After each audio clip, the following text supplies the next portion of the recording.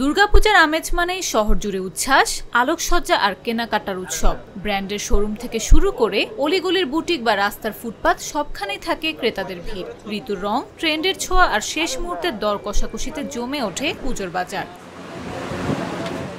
আসন্ন শারদীয় দুর্গাপূজার সামনে রেখে রাজধানীর বাজারগুলোতে জমে উঠছে পোশাকের পসরা। পুজোর আনন্দকে ঘিরে পরিবার পরিজন নিয়ে কেনাকাটা করতে আসছেন অনেকেই। কারো হাতে শাড়ির ব্যাগ, কারো হাতে জুতো বা অলংকারের প্যাকেট। বাজেট যাই হোক, উৎসবের আনন্দে কমতি নেই কারো। আজকে ইচ্ছা আছে সব কেনাকাটা করার, যদিও পারবো না আজকে কালকে 2 দিন হয়তো কেনাকাটা করার এটা আছে। নতুন যে আইটেমগুলো আসে ওইটার প্রতি সবারই আকর্ষণ থাকে, কারণ যে নতুন নতুন ডিজাইন আসে এইগুলো কিনবো প্রত্যেকবারই। প্রত্যাশা তো অবশ্যই শান্তি শৃঙ্খলা মেনে সবাই যেন সুষ্ঠুভাবে একসাথে উদযাপন করতে পারি, এই প্রত্যাশাই করি।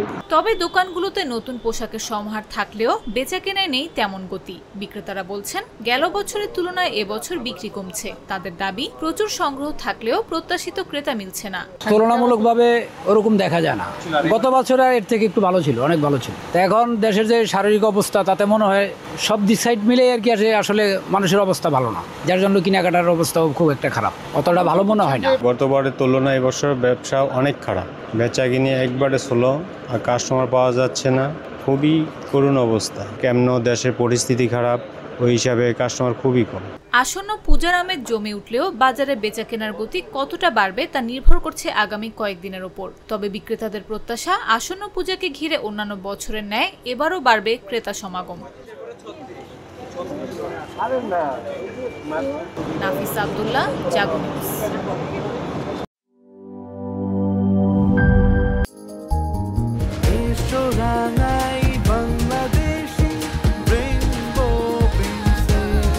রেইনবো পেইন্টস, ছড়াও জীবনের রং।